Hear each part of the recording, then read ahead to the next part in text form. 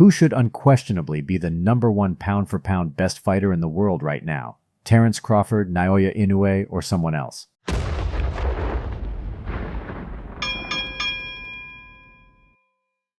Hello, boxing fans. Let's make this video quick and to the point.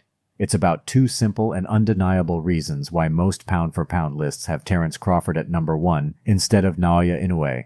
We're talking about rankings of the top 10 pound-for-pound best fighters in the world who are currently active. Now, what we have in mind specifically are the rankings of prominent boxing organizations. So, it's not our personal list or your personal list. But of course, who's stopping us from having a healthy discussion about our personal pound-for-pound list in the comments section, right? Please feel free to do that. We love reading the information and insights that you share.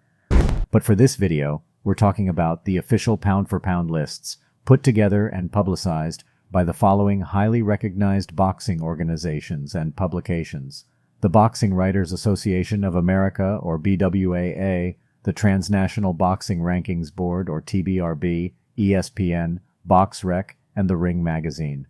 Here are the top 10 pound-for-pound best fighters in boxing according to these organizations, all revised and updated to reflect the results of two incredible fights we've all seen this past couple of weeks: Inoue vs. Fulton and Crawford vs. Spence.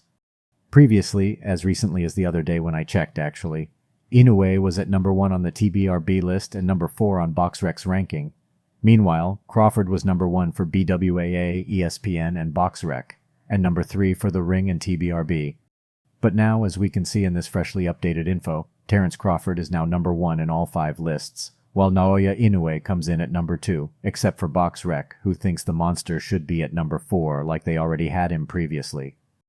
They believe Canelo should be above Inoue, despite the monster having a monstrous performance against a top-caliber opponent in Stephen Fulton, whereas Canelo had an anemic performance against a second-class opponent in Ryder and was taken to school by Bivol much earlier. But they have their reasons, I guess, and they're the ones publishing official rankings. There are other popular publications or organizations aside from these 5 that also come up with pound-for-pound rankings of their own for consumption of boxing fans. We have, for example, Forbes, which puts Crawford at #1 on their list, Inoue at #2, and Canelo at #3, the same as how BoxRec sees it. Well, personally, we tend to agree with the results offered by The Ring, ESPN, BWAA, and TBRB, aside from several unofficial rankings. We are confident that that's the case. For us, whether we take their rankings individually or collectively, those rankings make much more sense, especially at the top 10 category.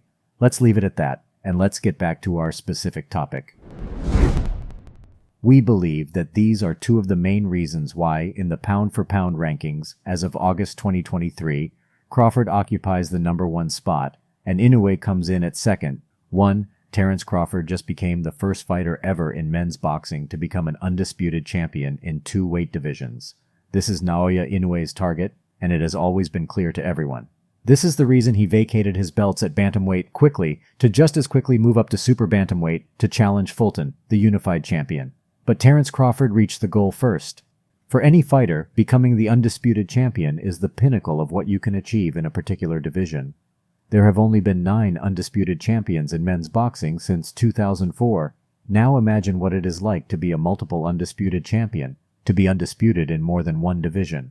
Crawford achieved that incredible feat last weekend, while Inoue will likely do it later this year or early next year. And the second reason why Terence Crawford has taken the #1 spot in all these official pound-for-pound lists over Naoya Inoue has something to do with the quality or caliber of their most recent opposition. The monster was previously catapulted to the top 10 or top 5 in these lists because of the electrifying way he overcame Nonito Donaire in their second fight. Donaire's status in professional boxing is legendary. He is a shoo-in for the Hall of Fame, and at the height of his powers, he was also a regular entry on these same lists. And the monster will remain in everyone's top 5 because his dismantling of Stephen Fulton is just as spectacular. Fulton was very highly regarded in the super bantamweight division before that fight. In fact, he probably still beats anyone else in that division not named Naoya Inoue.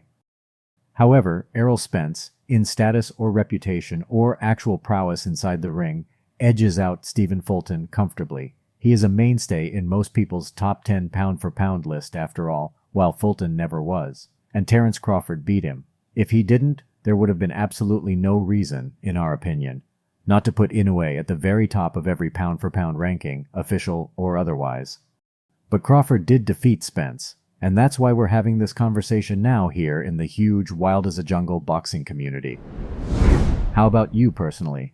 Do you agree with these pound-for-pound rankings? What would your pound-for-pound list for August 2023 look like and why? How do you think it will change in the coming months? We'd love to know, so let us know below, and thanks for watching.